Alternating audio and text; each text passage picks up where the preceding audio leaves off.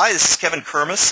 Thank you for listening in on another part in our series, the Executive Interview Series. I'm joined today by Michael Kerman, who is author of Finding the Restroom. And some of you may remember Michael from an interview I did about a year ago on networking. It's one of my more popular interviews that I've done, actually, in my opinion, probably the best interview that was done last year, where he shared very candidly having moved across the country, finding himself in a new city, no network, no job, and how he networked for a new opportunity, all without ever asking for a job. So what I've done is, if you're watching this on the website, you'll see below where you can enter your information to get more of these executive interview series sent to you as we're doing them. When you sign up here, I'll go ahead and send you that other interview if you have not heard it. It's an excellent interview. So welcome back, Michael. I thank you for taking time out to share with us about your new book. My pleasure, Kevin. Thanks for the time. Oh, absolutely. Well, first I've got to ask, how did you come up with such an interesting title? Yeah, anytime you have restroom in your title, you automatically get that question. Right. After leaving a position rather suddenly, a friend of mine said, oh my God, you didn't even have time to find the restroom.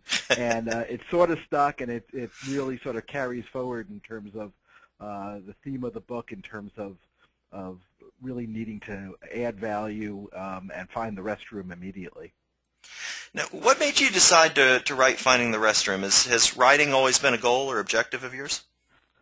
No, actually, I never intended to become a writer. In 2008, I found myself as an executive in transition for the first time in my life, and I found the process of actually looking for work humbling, difficult, and frustrating. And after speaking with other business professionals, I kind of realized that they were in the same situation, and if I could sort of document some of these lessons learned, be able to share it with not only people who were in transition as well, but also people who were beginning their careers, to maybe help them avoid some of these pitfalls. Well, it's pretty timely, your book, obviously. What's the response been like so far? It's been tremendous, and from sort of different angles. I mean, certainly the business community, executive associations, local media have all, really responded very favorably. But I've also had an interest from outplacement firms, which are looking for sort of fresh content to provide to their clients, as well as the career services departments at many local colleges and universities that are looking to better prepare their students for entering the workforce. Wow. Now, you and I have talked about the book, and it seems to be in response to major shifts in both the job search and the way you go about it and employment. Is that true? Oh, absolutely. If you haven't looked for a job in the last 10 years, you really don't know what it's like to look for a job. The whole landscape has changed. There are all kinds of job boards that, for specific types of careers. There are pay-for-entry sites such as ladders.com and Execunet, and then you have to add social media to the mix. So how do you leverage Twitter and Facebook and all of these other tools to create a brand that potential employers can latch onto? And finally, personal networks have never been greater. I've seen statistics as high as 75% or more of the jobs that are filled through personal networks and references. Yeah, no, I have seen the same thing, and no doubt all the information out there and all the resources, it's a bit like trying to sip water from a fire hose. What would you tell readers that they should expect to learn from Finding the Restroom? Well, in writing it, the first thing is I tried to keep it, upbeat and real, because the whole process can certainly be discouraging. But I think that things people will take away are the key documents that you need for your job search beyond your resume. A lot of people think the resume is sort of the beginning and the end, and actually there are some documents that I detail in the book that really can help improve the efficiency of your job search. how to work for different types of managers, how to add value. If you have an easygoing manager, or if you have a dictator, but you have to be able to add value regardless of the situation. So how do you approach them? How do you latch on to, or how do you become part of a successful team? And how do you identify the right kinds of projects and assignments that you should be working on where you can add value? And finally, what to do and not to do, certainly, if you find yourself suddenly let go, downsized in transition. There are some definite steps that you'll want to take, and definitely some things you want to avoid, to improve your ability to get rehired somewhere. Now, you and I both know there are literally thousands of job hunting and career management books out there. Some good, some not so good. What makes this one different? Well, I think there are a couple of things. I think first it was written by someone who's not only been successful but has also gone through this firsthand. So it's not written sort of academically. It's written very personally. So I think that brings a real dose of reality to the book. Secondly, it's while there's a lot of great anecdotes, it contains more than 30 charts and diagrams and sort of other diagnostic tools that can help people really take the book and apply it to their individual situation. So in that sense, it's sort of like part novel, part workbook, very applied, very sort of impactful.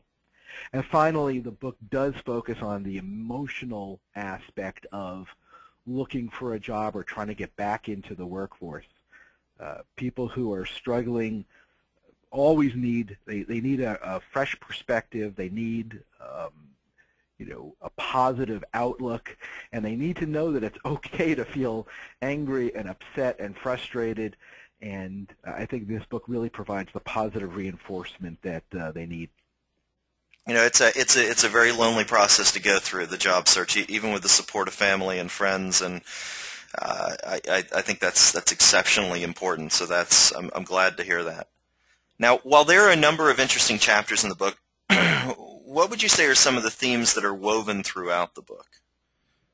I think the first is that is really one of value, and by that I mean that you have to approach your job, regardless of the level you're at, with the mentality that you need to give 100% every day from day one. You need to throw out the concept of a learning curve. You need to throw out the concept of, being a 9-to-5er, that companies literally have no budget or tolerance for slackers or underachievers, and you need to figure out a way to make a positive impact, every day.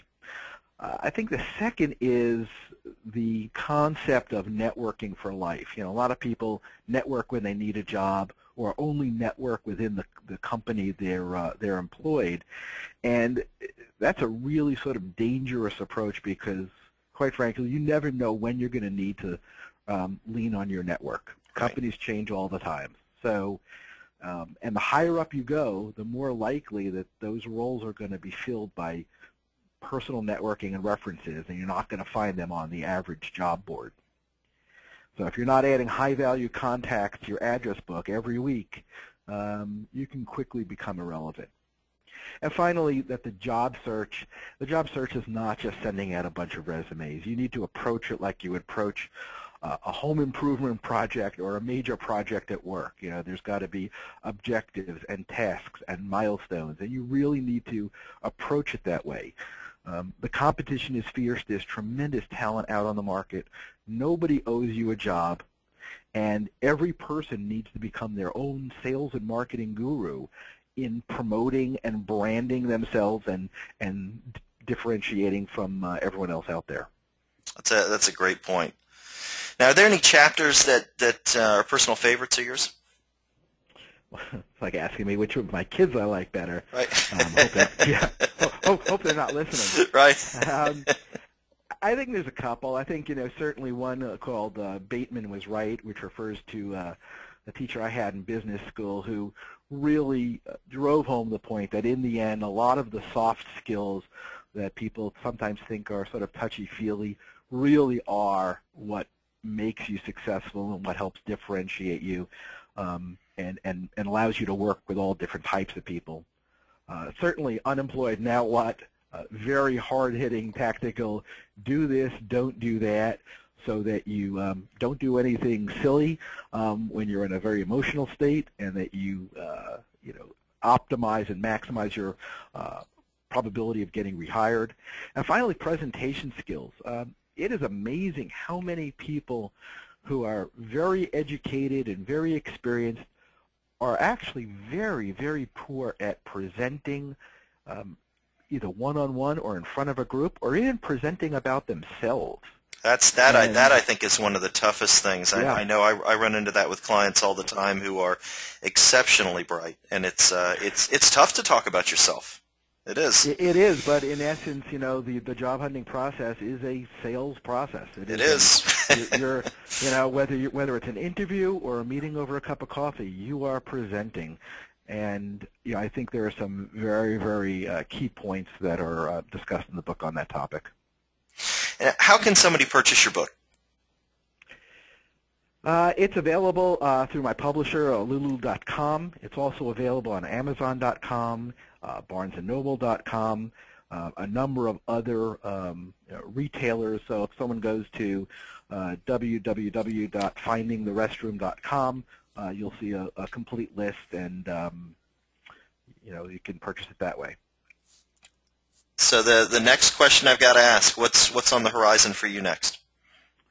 Well, I always get a question, what's is there Where's the Coffee Maker, or a similar book. Right now, I'm really having a blast promoting this, really capitalizing on all the people that I can help, and taking the feedback that I get from the book and from the seminars I run and presentations, and we'll see where that leads.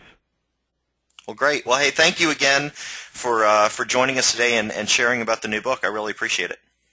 My pleasure. Thanks for your time, Kevin. Absolutely.